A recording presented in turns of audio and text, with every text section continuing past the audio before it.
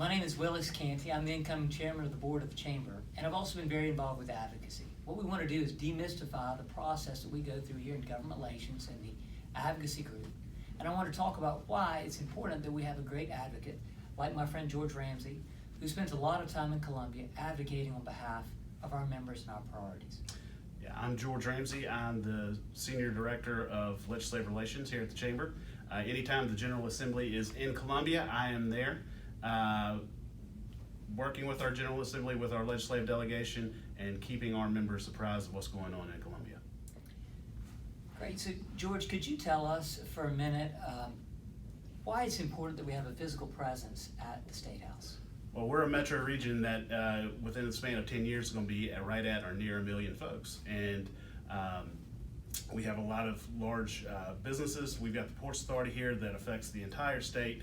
And we've got big issues here. We've got infrastructure problems. We've got housing issues. If I'm not up there fighting for us, there's going to be no other voice doing that for our members, both large and small. So that's one of the largest reasons we're up there. I get it. Now, how do you come up with the agenda? There's so many things that we want to move forward here. How is that agenda and those priorities, how are that put together? Well, the process begins midsummer.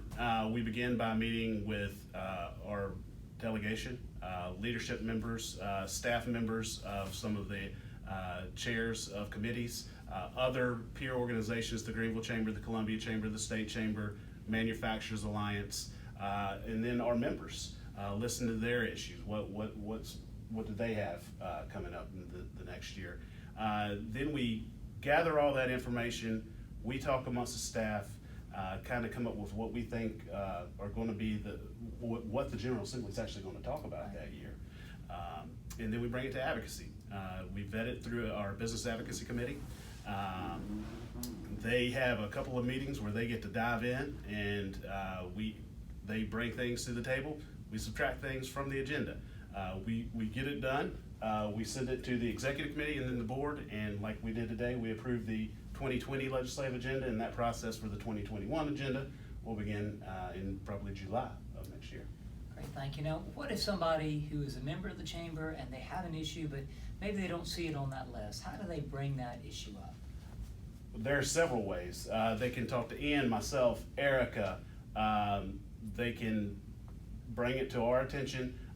We can always, anything we do that's not on our agenda, that's not one of our guiding principles, that kind of give us the guidelines of where our lane is, we'll bring it to the Advocacy Committee, or something can come up from one of the committees, one of the Environmental Committee, Developers Council, Infrastructure Committee.